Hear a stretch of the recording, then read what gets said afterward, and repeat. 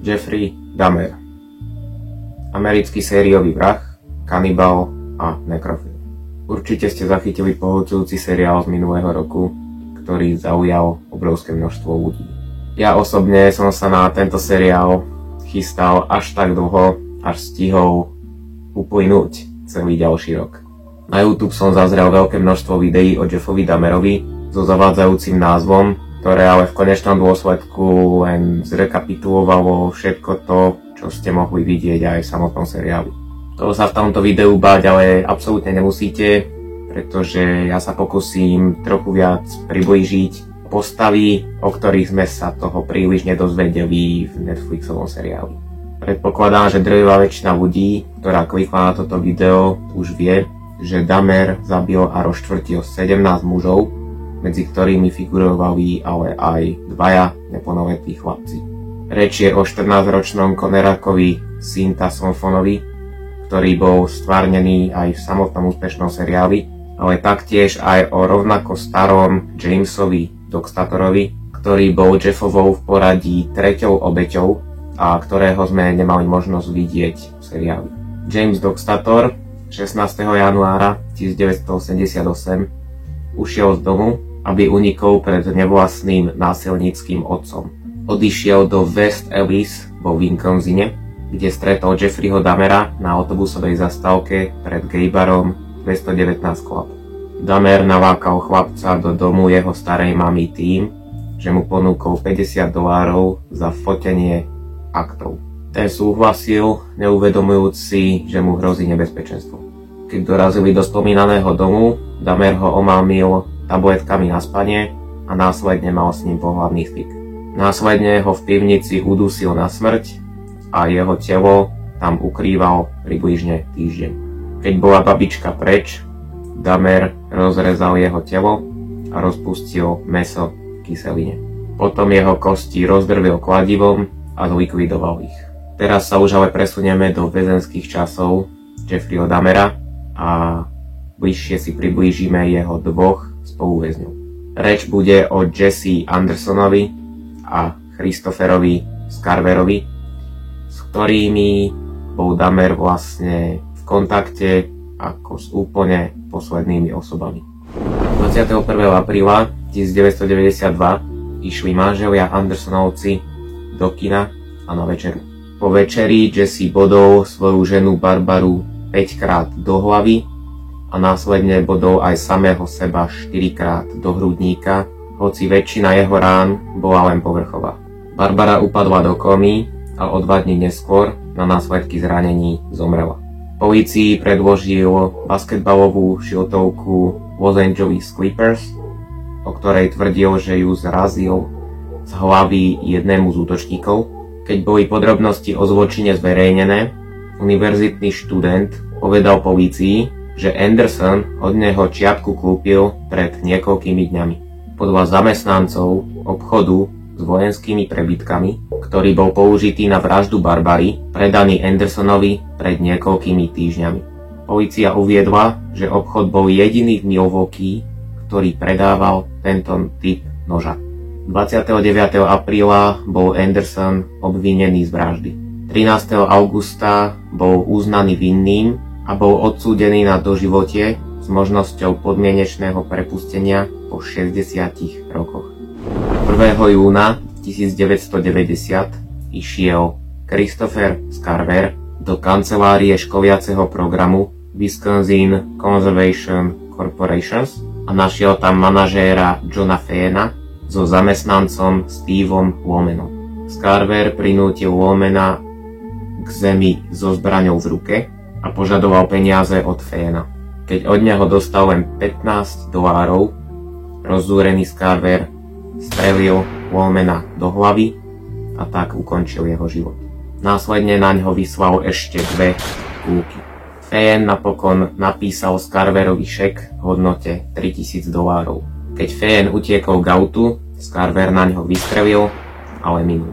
V roku 1992 bol Scarver usvedčený a odsúdený na doživote vo väzení a poslaný do Columbia Correctional Institution v Portage vo Wisconsine.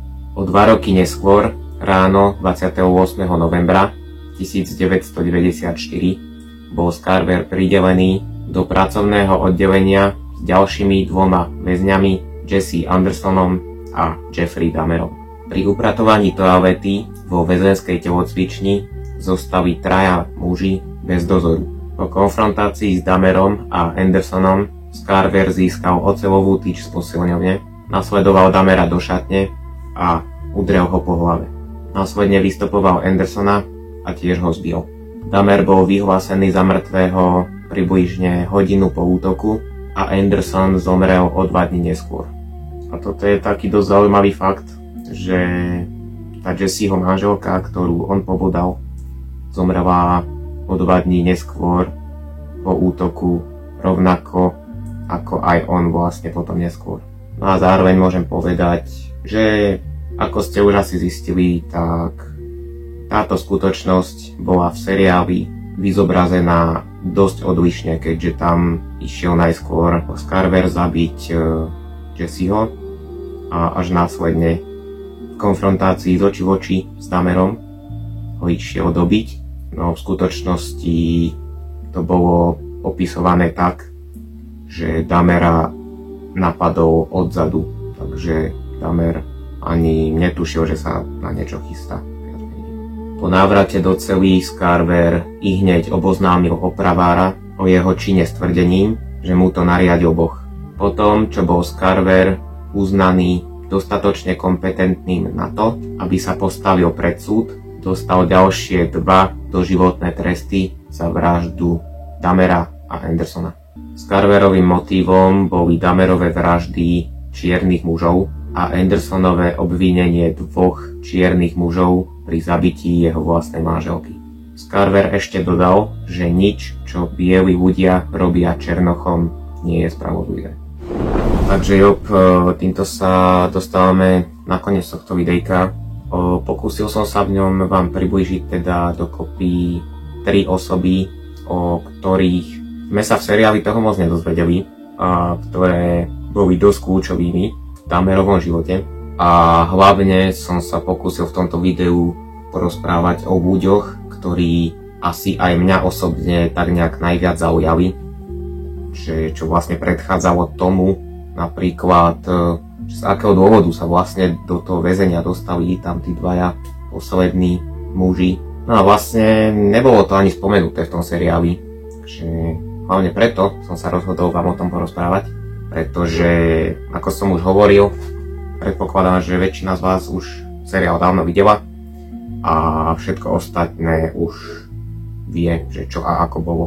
Ešte sa vyjadrím k tomu, že Dahmer je u dosť veľkého množstva ľudí dosť obľúbeným a sú akéby jeho takí fanúšikovia, čo znie úplne že desivo, keďže robil to, čo robil. Ale po tej poslednej epizóde toho seriálu a aj čo som pozeral to reálne interview s Dahmerom, tak sa tomu popravde asi až tak ani nečudujem, lebo tam úplne pôsobil tak neskutočne normálnym dojmom, úplne jak nejaký felák, čo keby ho stretnete niekde na zastávke, tak vám ani omylom nenapadne, že by to mohol byť seriálový vrah. Takže aj keď ste si po väčšine v tom seriáli hovorili, že jak mohli byť takí naivní tí jeho obľúbenci, alebo teda tie jeho obete, tak po skúknutí tohto interviu som to ich nepochopil. Dobre no, a to by bolo už naozaj asi všetko, čo som chcel v tomto videjku povedať. Takže týmto vám neskutočne ďakujem, že ste sa dopozerali až sem. Pokiaľ sa vám takéto videjko páčilo, tak vám budem určite vďačný za akýkoľvek zanechaný like, odber, kliknutie na zvonček, alebo ideálne zazdieľanie tohto videjka. No a pokiaľ by vás zaujímalo v mojom podaní aj viacero videí z True Crimeov, tak mi dajte o tom určite vedieť dole do komentárov, pretože o tom už dosť dlhú dobu uvažujem, že by som dokonca možno aj vytvoril druhý kanál, vyslovene len s takýmto typom kontentu. No len trošku by ma odradzalo to, že je s tým strašne veľa roboty, kým tie informácie